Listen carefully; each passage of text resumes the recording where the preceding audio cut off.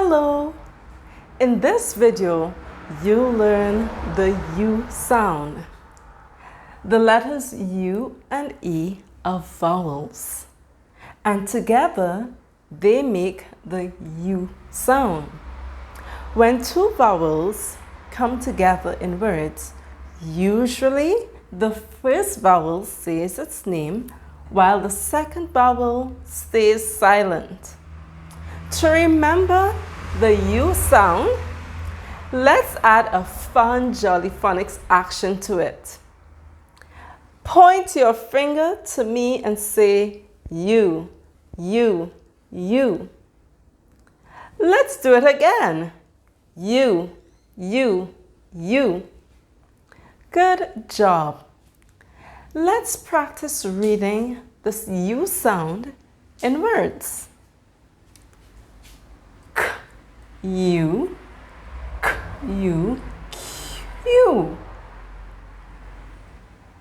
D, U, D, U, do. F, U, O, F, U, O, fuel, fuel. L, U, L, U, loo.